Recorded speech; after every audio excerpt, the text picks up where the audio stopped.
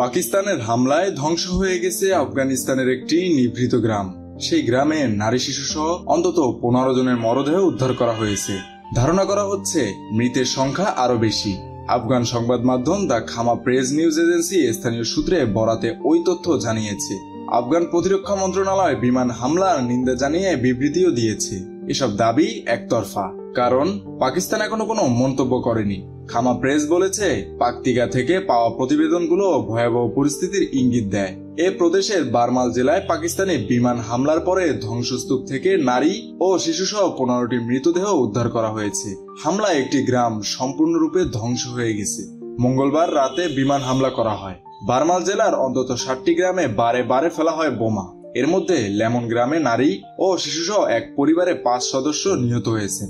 অপরদিকে প্রদেশের বারমাল জেলার মুরগোবাজার এলাকায় একটি গ্রাম পুরোপুরি ধ্বংস হয়ে গেছে। সেখানকার ঘরবাড়ি গুড়িয়ে দিয়েছে পাকিস্তানি যুদ্ধ বিমান। সর্বশেষ খবর অনুযায়ী ধ্বংসস্তূপের নিচ থেকে মরদেহ উদ্ধারে কাজ চালাচ্ছে স্থানীয় প্রশাসন। তাদের সঙ্গে স্থানীয় সাধারণ মানুষ যোগ দিয়েছেন। তারা বলছেন, পাকিস্তান থেকে যুদ্ধ বিমান আসতে তারা দেখেছেন। কিছু বুঝে ওঠার আগেই বোমা ফেলা শুরু হয়। বিস্ফোরণে কেঁপে ওঠে শান্ত গ্রামগুলো।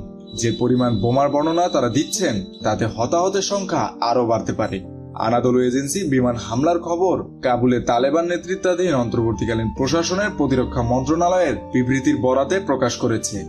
মন্ত্রণালয়ের একজন মুখপাত্র এনায়েতুল্লাহ খোয়ারিজমি দাবি করেছেন, পাকিস্তানি সামরিক বাহিনী পাকতিকার বারমাল জেলায় বোমা হামলা চালিয়েছে। হামলাটি বেসামরিক লোকদের লক্ষ্য করে করা হয়, যারা প্রধানত পাকিস্তানের ওয়াজিরিস্তান অঞ্চলের শরণার্থী। আফগানিস্তান এই কার্যকলাপকে সব আন্তর্জাতিক নীতি এবং স্পষ্ট আগ্রাসনের বিরুদ্ধে একটি নৃশংস কাজ বলে মনে করে এবং এর তীব্র নিন্দা করে। মার্চের পর থেকে পাকিস্তানি তালেবানদের কথিত আস্তানায় দ্বিতীয়বারের মতো এই ধরনের হামলা হলো।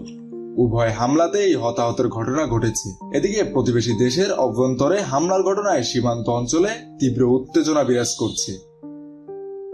মেহেদী হাসান বাপ্পি, খুলনা গেজেট।